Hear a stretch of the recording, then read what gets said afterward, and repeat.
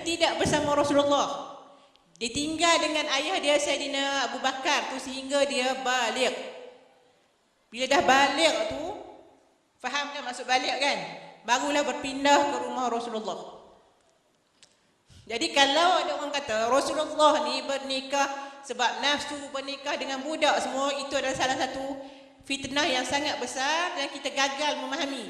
Kenapa Allah takdirkan Rasulullah bernikah dengan seorang kanak-kanak? Sebab perjuangan Rasulullah itu perlu diteruskan. Perjuangan Rasulullah perlu diteruskan. Ilmu Rasulullah perlu diturunkan kepada seorang yang kuat ingatan dia. Kalau banding ingatan kita yang dah tua ni, saya baru umur sekarang saya 46 tahun.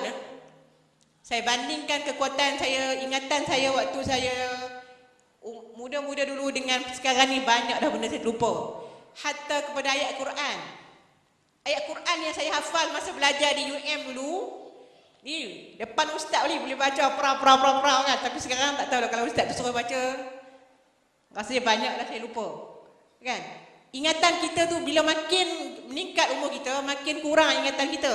Jadi Allah mentakdirkan Rasulullah bernikah dengan Sayyidina Aisyah yang muda ini bukan sebab nafsu tak, tapi the mission, vision dia, misi dan visi dia adalah ini wanita yang akan meneruskan perjuangan Rasulullah dengan menyampaikan ilmu-ilmu. Dan sebab itu kalau kita baca kepada sejarah Rasulullah, sejarah Sayyidatina Aisyah, selepas Rasulullah wafat, Sayyidatina Aisyah lah yang paling banyak mengajar para sahabat, termasuk sahabat lelaki. Sayyidatina Aisyah lah yang banyak menurunkan hadis-hadis yang dihafal oleh beliau kepada para sahabat lain, kepada para wanita lain. Dan daripada Sayyidatina Aisyah inilah diturunkan ilmu hadis, ulumul Quran, ulumul hadis dan sebagainya.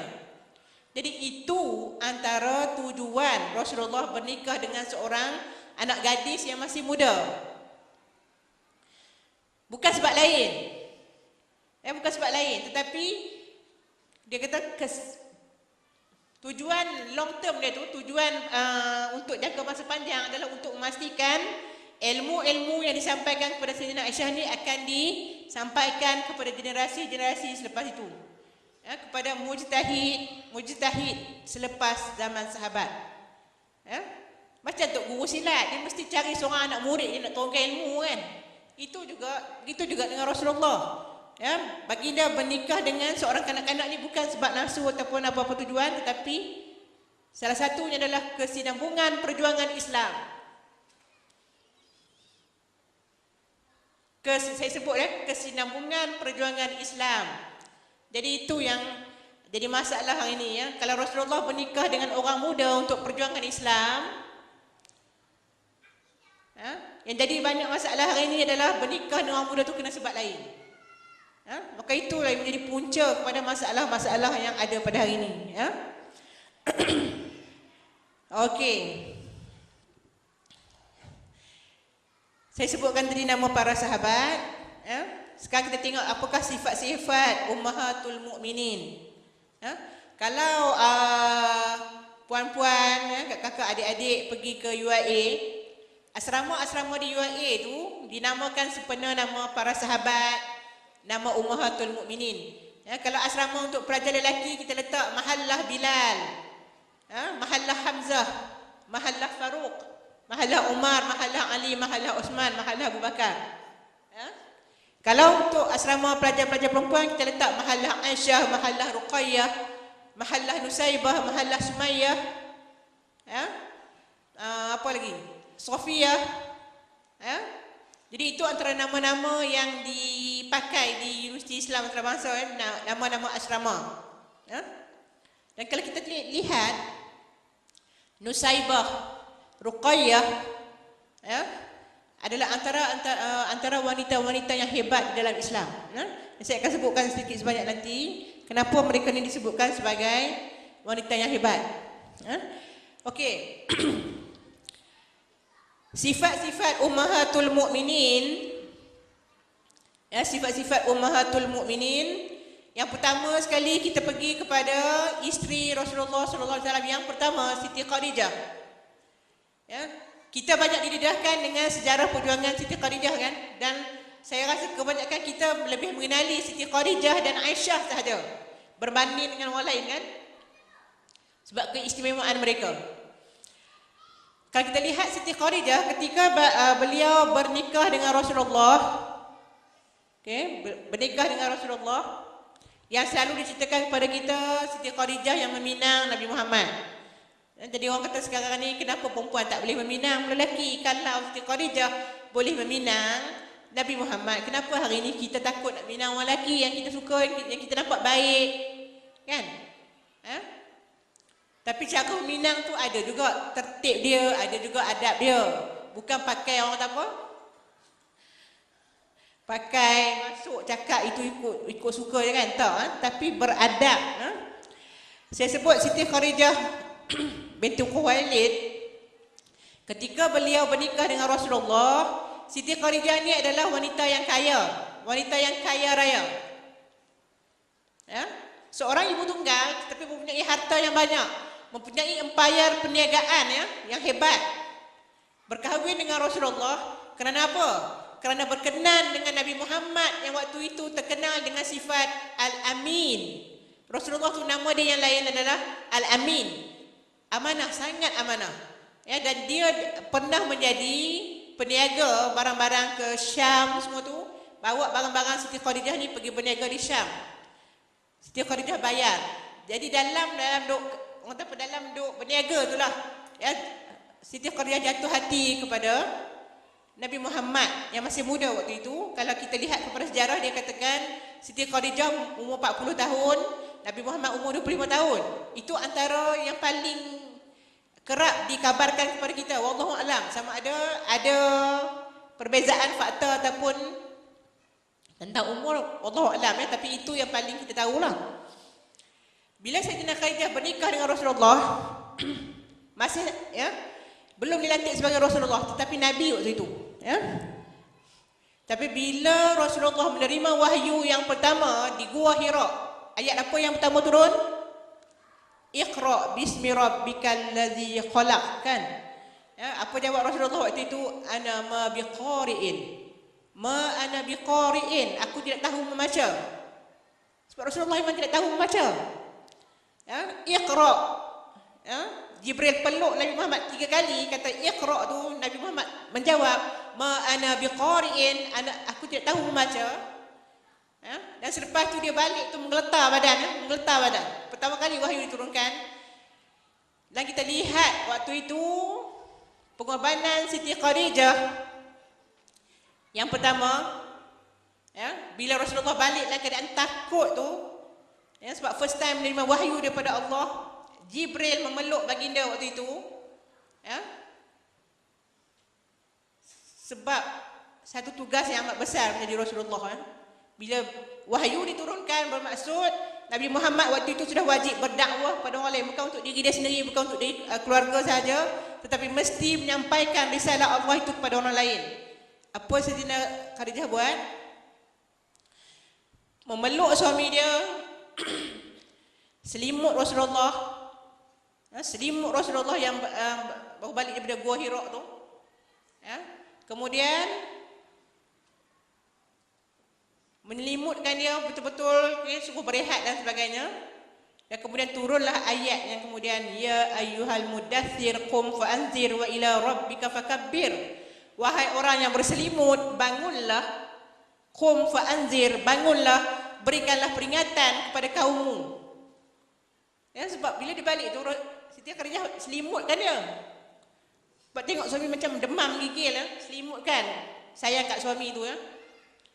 Turun wahyu, ya ayyuhal mudaththir, wahai orang yang berselimut, bangun. Qum wa anzir wa ila rabbika fakabbir, dan besarkanlah keagungan Tuhanmu. Di situ dakwah perjuangan Rasulullah bermula. Daripada satu kerja senang saja, menyelimutkan suami,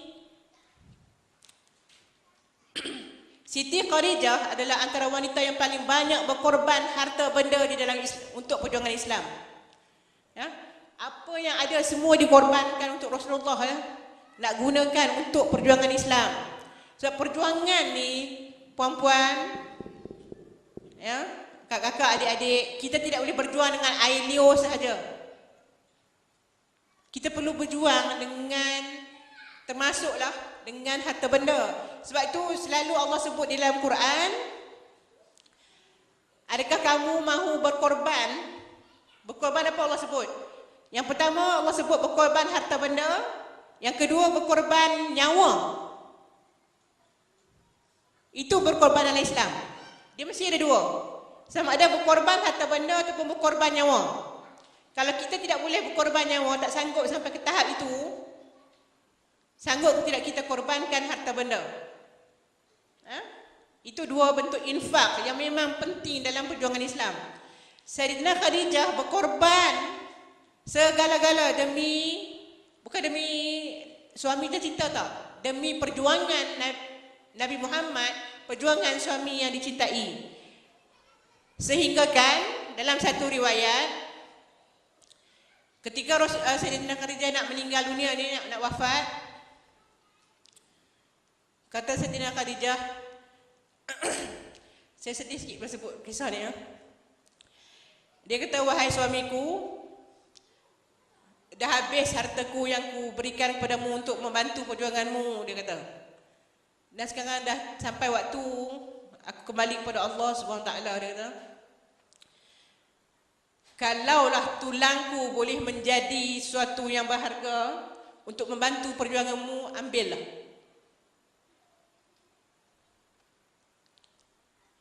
Kata Sayyidina Khadijah, kalau tulang belulangku selepas aku mati ini boleh menjadi sesuatu yang membantu perjuanganmu, boleh dijual, boleh memberikan apa-apa yang boleh membantu dari perjuanganmu, ambillah. Begitu sekali pengorbanan Sayyidina Khadijah dalam perjuangan Islam. Sebab apa? Sebab wanita yang mulia ini datang daripada keluarga yang kaya dan memang wanita yang kaya. Jadi dia membantu suaminya dengan harta benda. Tidak berkira langsung. Yang penting perjuangan Rasulullah itu perlu disempurnakan. Di situ kita perlu soalkan di kita hari ini. Di mana perjuangan kita untuk agama Islam yang kita cinta? Adakah cukup perjuangan kita hari ini? Adakah cukup cinta kita kepada Rasulullah semata-mata dengan selawat? Saya suka sekali tradisi ya hana-hana, tradisi qasidah itu saya suka. Sebab dia merupakan satu bentuk alternatif, hiburan alternatif kepada kita, mengingatkan kita kepada Rasulullah. Anak-anak muda pun dah ramai yang berqasidah, berselawat. Kalau bandingkan dulu, sambutan Maulid Rasul saja kita berselawat kan. Ya, sekarang ni kita ada apa ni, konsert cinta Rasul dan sebagainya. Tetapi soalannya sekarang, adakah cukup cinta kita kepada Islam? Adakah cukup cinta kita kepada Rasulullah hanya dengan sekadar berselawat? Adakah cukup cinta kita kepada Islam hanya dengan berkorban pada hari raya korban, raya haji? Kita rasa korban seekor lembu ataupun satu bahagian daripada 7 bahagian lembu tu, kita rasa besar kita punya pengorbanan kan. Tetapi Rasulullah ditemani oleh isteri Siti Khadijah yang mengorbankan keseluruhan hartanya untuk perjuangan Islam. Jadi tepuk dada tanya iman kita, dah berapa sen agaknya kita infakkan untuk Islam? Dah berapa sen agaknya kita bantu perjuangan mereka yang berjuang untuk Islam?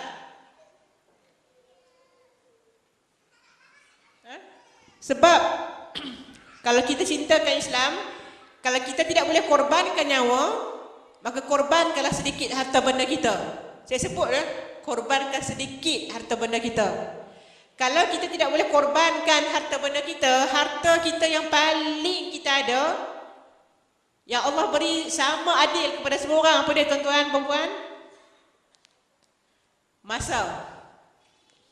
Masa kita 24 jam, itulah harta yang Allah berikan kepada setiap manusia, Muslim ataupun bukan Muslim, tapi sama adil. Allah bagi 24 jam.